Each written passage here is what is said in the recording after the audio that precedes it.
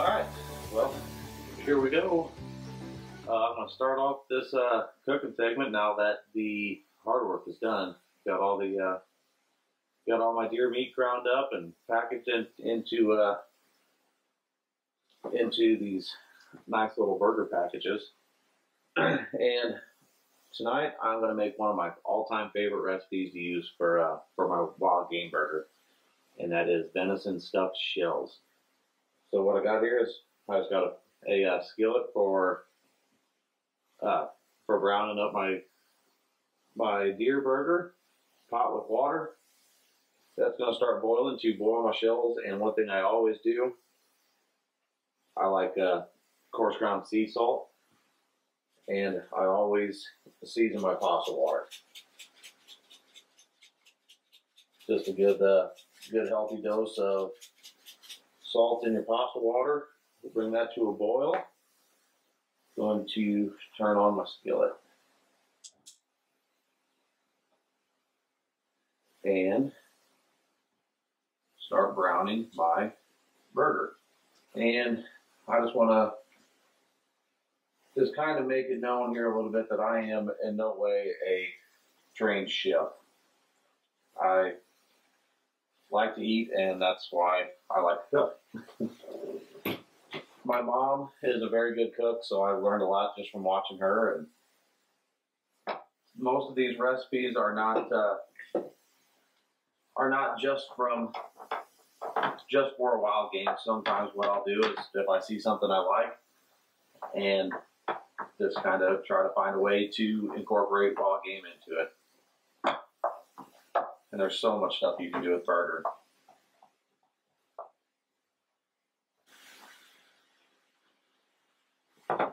Just going to start browning all this stuff on all sides.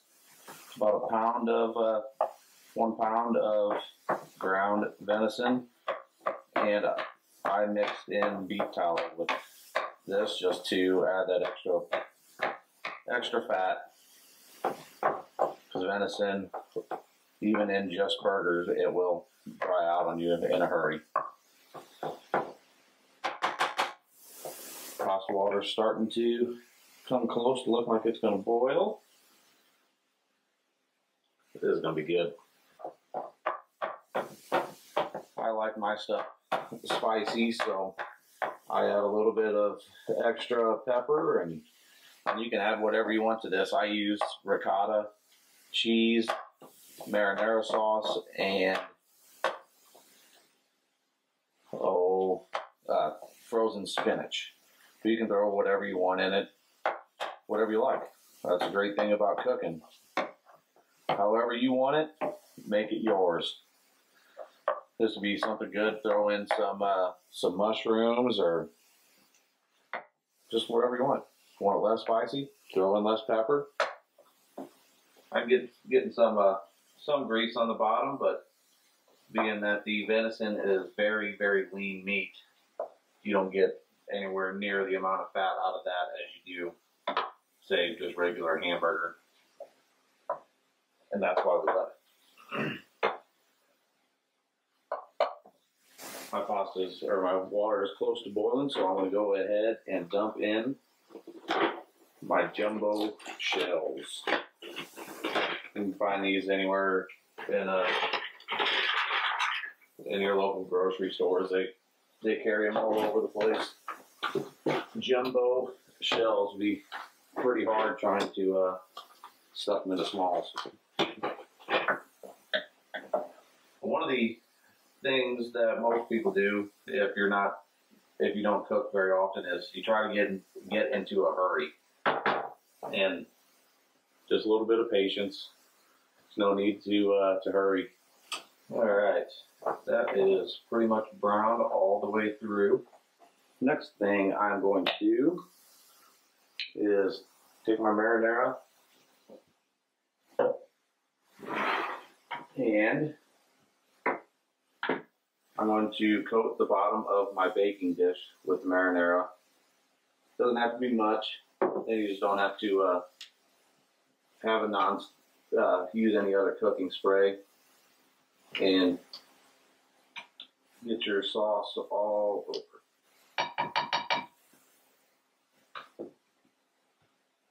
And then the rest of your marinara goes right into your burger. I'm not really measuring anything out, just kind of doing it at what I feel looks good. So now I have my ricotta cheese, and you can use feta or cottage cheese if you want. All right, I'm just going to take a scoop or two. That's all good. Just kind of throwing in what I feel looks good. If you like more ricotta or cottage, throw more in. If you like less, throw less. All right, and then goes in there is a block of frozen chopped spinach. If you don't want the spinach, you don't have to throw it in. I like it. It's a good way to get extra veggies because the taste is masked a lot, so you can hide it on your kids a little bit more. Put the heat onto my meat mixture here. Just gonna let all that ricotta and spinach thaw out still into a block, and my marinara, and just let that all cook together. Also, what I'm going to throw in my seasoning. Little ground peppercorn, just black pepper. I like a lot of pepper, so I throw a lot in.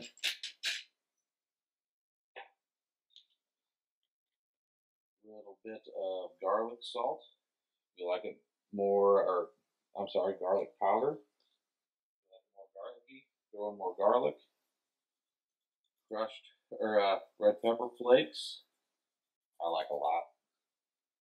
A little bit of coarse ground sea salt. Italian seasonings. Basil, oregano. All works well. Again, if you want more, add more. Also throwing in some parsley flakes. And I'll add more of that as well, just as a garnish. Gonna let that.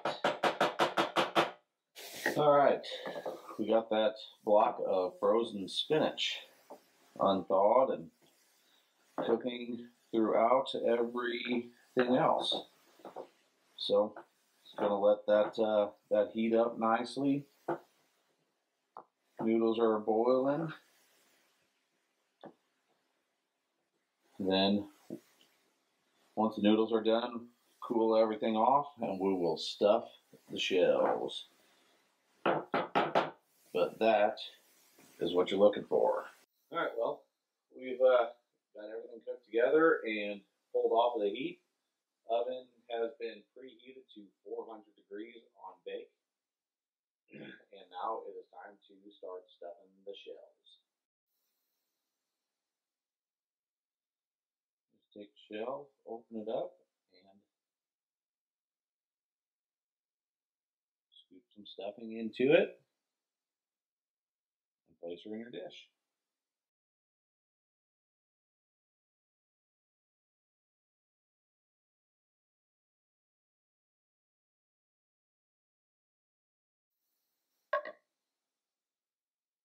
Cleared it. Top with mozzarella, or if you want to use an Italian 5-cheese blend, that's fine too. Or if you don't want to use any cheese, that's fine as well. Make it how you like it. Make it yours. And if you're not taste testing, you're not cooking.